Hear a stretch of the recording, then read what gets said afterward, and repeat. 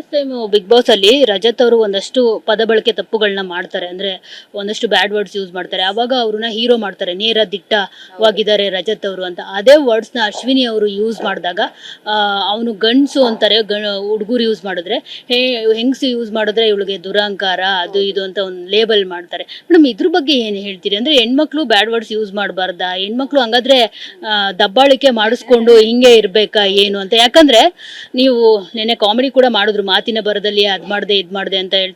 ಈಗ ಸಾಮಾನ್ಯವಾಗಿ ಮಾತಾಡುವಾಗ ಅಫ್ಕೋರ್ಸ್ ನಮ್ಗೆ ಸಿಟ್ಟು ಬಂದಾಗ ಮಾತಾಡ್ತೀವಿ, ಅಫ್ಕೋರ್ಸ್ ಕಂಟ್ರೋಲ್ ಇರಬೇಕು, ಇಲ್ಲ ಅಂತ ಹೇಳಲ್ಲ.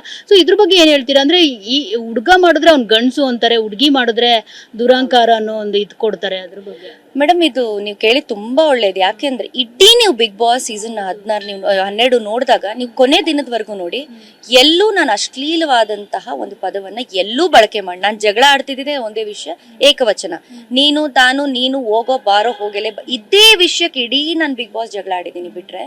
ಬಟ್ ಅಲ್ಲಿ ಇದ್ದಂಥ ಎಷ್ಟು ಜನ ಎಷ್ಟು ಕೆಟ್ಟ ಕೆಟ್ಟ ಕೆಟ್ಟ ಕೆಟ್ಟ ಪದ ಬಳಕೆಗಳು ಮಾಡಿದ್ದಾರೆ ಅಂದರೆ, ಸ್ಪೆಷಲಿ ಅದೇ ನೀವು ಯಾರ್ದೋ ಹೆಸರು ಹೇಳಿದ್ರಿ, ಈಗ ಅವರು ಅಷ್ಟೇ ಮನೆಯೊಳಗಡೆ ಬರ್ತಾರೆ ವೈಲ್ಡ್ ಕಾರ್ಡ್ ಕಂಟೆಸ್ಟೆಂಟ್ ಆಗಿ, ಒಂದು ಡಿಕ್ಷನರಿನೇ ಬರಿಬೋದು. ಅದನ್ನ ಎಷ್ಟು ಹೊರಗಡೆ ತೋರಿಸಿದಾರೋ ನನಗೆ ಗೊತ್ತಿಲ್ಲ. ತುಂಬ ಕೆಟ್ಟದಾಗ ಅಲ್ಲಿರುವಂಥ ಕಂಟೆಸ್ಟೆಂಟ್ಗಳ ಬಗ್ಗೆ ಎಲ್ಲ ಮಾತಾಡ್ತಾರೆ, ಪ್ರತಿಯೊಬ್ಬರ ಬಗ್ಗೆನೂ ಮಾತಾಡ್ತಾರೆ.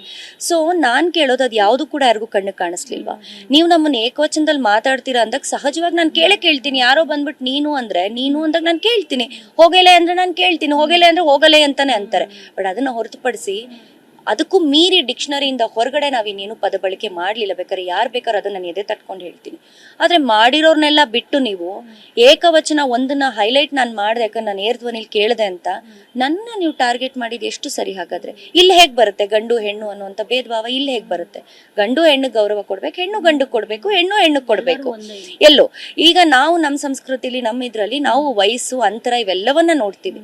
ಬಟ್ ಅಲ್ಲಿ ಇದ್ದಂಥವ್ರಿಗೆಲ್ಲ ಹೇಗಾಗ್ತಿತ್ತು ಅಂತಂದ್ರೆ, ಬರ್ತಾ ಬರ್ತಾ ಬರ್ತಾ ಕಾಂಪಿಟೇಷನ್ ಅನ್ನೋ ತಲೆಗೆ ಹೋಗ್ಬಿಟ್ಟು ಈ ವಯಸ್ಸಿನ ಅಂತರನ ಅವ್ರಿಗೆ ಗೊತ್ತಾಗ್ತಿರ್ಲಿಲ್ಲ.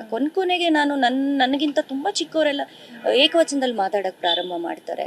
ಅಂದ್ರೆ ಅದೆಲ್ಲ ಸ್ಟ್ರಾಟಜಿಕ್ ಆಡಕ್ ಬಳಸಕ್ ಸ್ಟಾರ್ಟ್ ಮಾಡ್ತಾರೆ. ಇವ್ರಿಗೆ ಇದನ್ನ ಹೇಳಿದ್ರೆ ಇವ್ರು ಟ್ರಿಗರ್ ಆಗ್ತಾರೆ ಅಂತ. ಬಟ್ ಅದು ಕೊನೆಗೆ ನನಗೆ ಅರ್ಥ ಆಗುತ್ತೆ. ಬಟ್ ಒಂದು ಮೇಡಮ್ ತುಂಬಾ ಗಟ್ಟಿ ತಂದಿದ ನಾನು ನಿಂತ್ಕೋತೀನಿ. ಅದಕ್ಕೆ ಟಾಪ್ 3 ಅಲ್ಲಿ ನಾನು ನಿಂತಿದ್ದೆ. ಆ ಟಾಪ್ 3 ಅಲ್ಲಿ ನಿಂತಾಗ ನಾನು ಎದುರುಗಡೆ ಕೆಲವ್ರು ನನ್ನನ್ನು ಅವಮಾನ ಮಾಡಿದವ್ರು, ನಾನು ಕೆಲವ್ರನ್ನ ನೋಡ್ತಾ ಇದ್ದೆ.